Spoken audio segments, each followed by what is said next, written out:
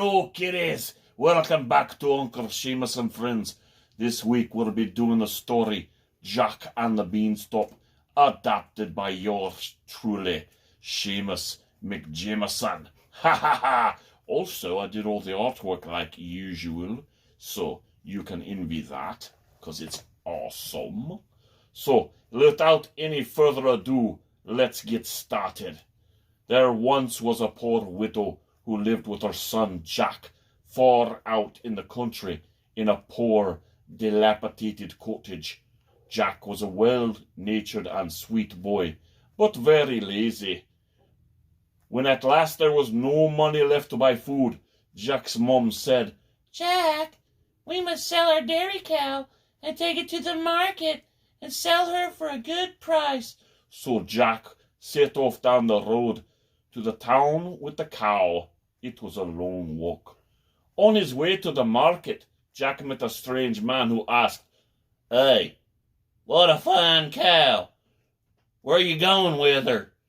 "I'm going to the market to sell her," he said. "I'll swap you these 5 magic beans for her," the strange man said. "Magic beans? Are they really magic?" Jack asked. "They sure are," said the strange man. Jack thought this was a good bargain and couldn't wait to tell his mother, so he traded the cow for 5 magic beans. Jack hurried home and said, "Look at the 5 magic beans I got for the cow, Mother." "Jack, you foolish, lazy boy," cried his mom angrily. "We need money, not a few beans. We have no cow and no money, and now we'll go hungry." She threw all the beans out the window in disgust and sent Jack to bed without any supper. Not that they had any food to eat anyway. But wait, didn't they just have a cow?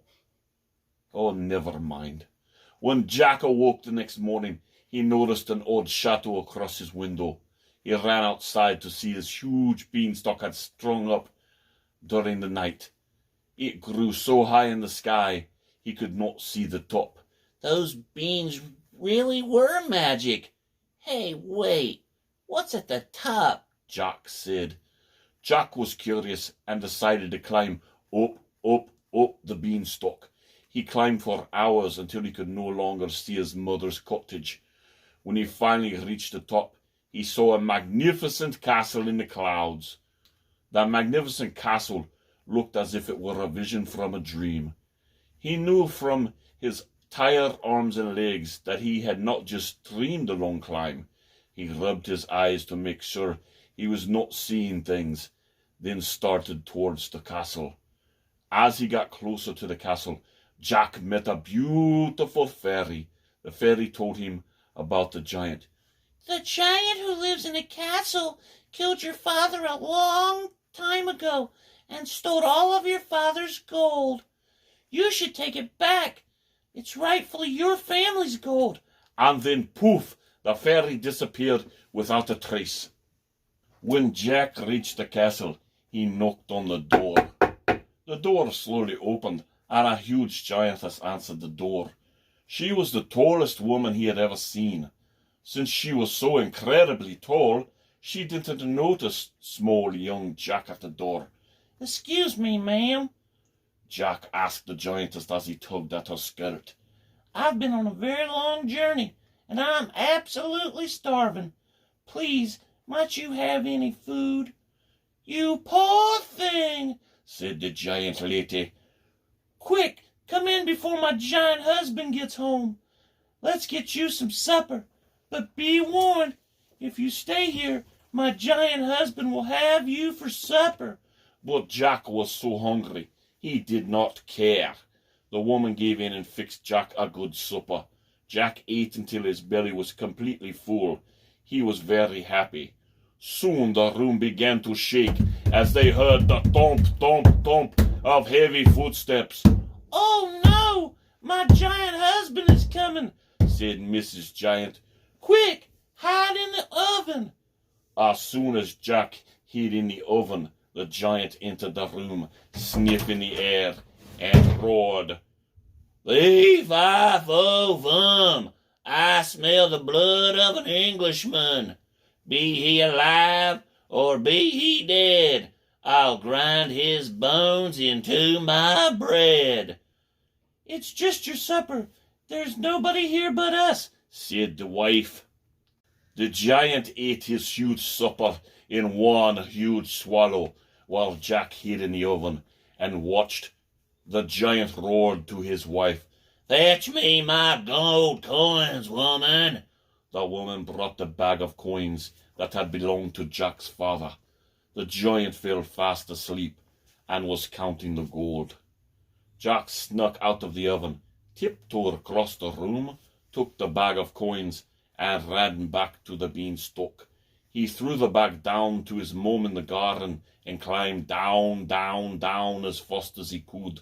Jack's mum was overcome with joy when the gold coins rained down. They could now take care of their needs for a while. But then one day the gold ran out, so Jack disguised himself and went back up the beanstalk again one morning. He needed more of his father's gold to help his mother and him survive. When Jack returned to the castle, very tired and hungry, the giant's wife did not want to help him. "The last boy I helped stole a bag of my husband's gold," she said.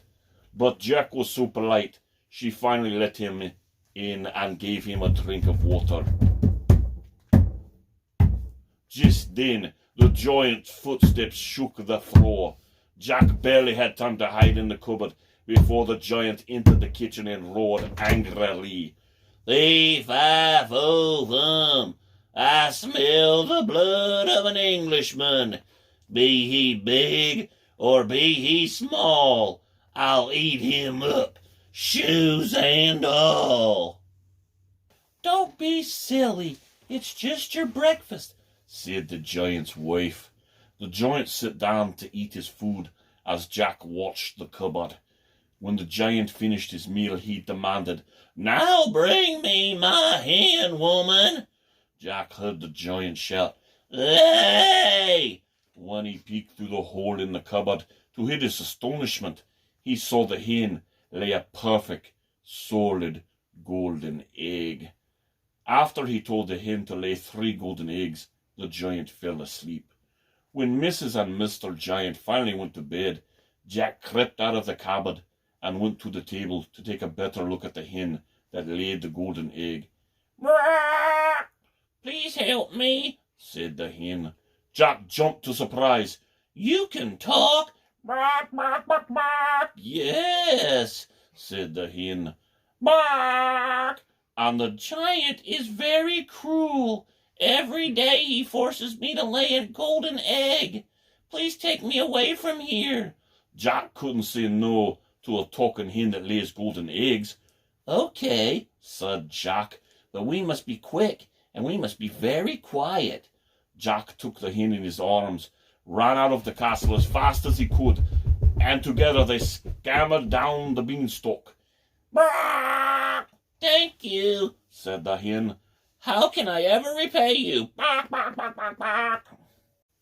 "Well," said Jack, "you're more than welcome to come live with me and my mother in our cottage. We have plenty of room. That is, if you don't mind helping out a wee bit with the groceries and rent." "I wouldn't mind helping you with the groceries and laying some eggs for you and your mom, Jack," said the hen. "It's the least I can do, for you helping me get away from that mean old giant." Jack took the wonderful hen to his mother, and this made her very happy. The hen happily laid golden eggs whenever Jack and his mother seemed to be financially struggling.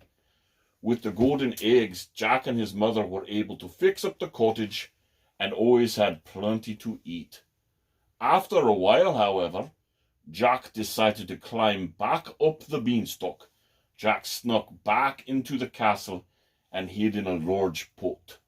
The giant sniffed the air and said, "Fee-fi-fo-fum." His wife went over to the oven and looked in. She went to the cupboard and looked in, but there was no boy inside.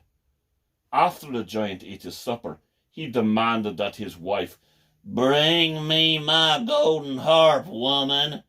His wife quickly brought him the beautiful harp made of gold. The giant demanded the harp. "Play!"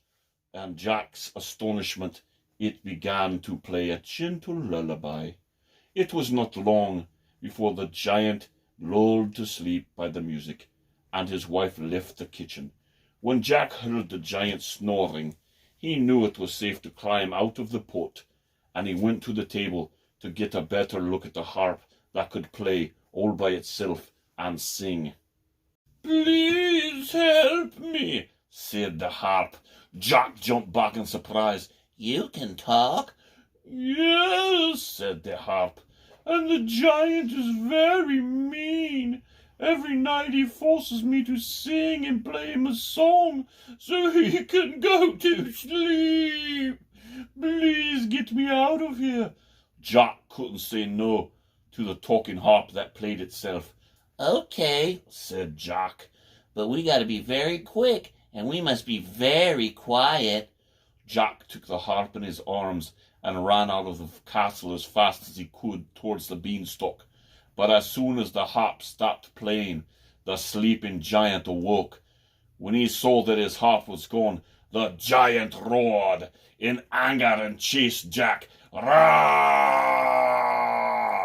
Jack could hear the huge thump, thump, thump of the giant's footsteps coming close behind him.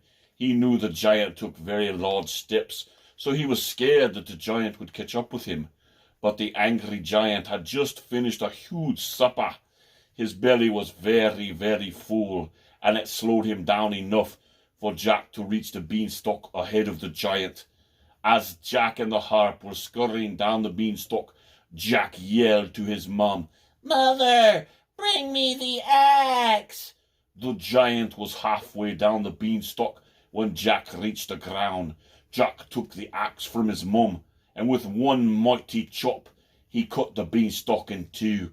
The giant fell from the sky, screaming, "Viva no!" as he plummeted to the ground, never to steal gold again, as the giant was no more. "Oh, thank you," the harp said. "How can I ever repay you?" "Well, you can come live with us," Jack said, "and we won't ever force you to play or sing songs that you don't want to." The harp was very happy with this, and since he was very happy, he felt like playing beautiful music all the time, which made everyone in the cottage extremely happy.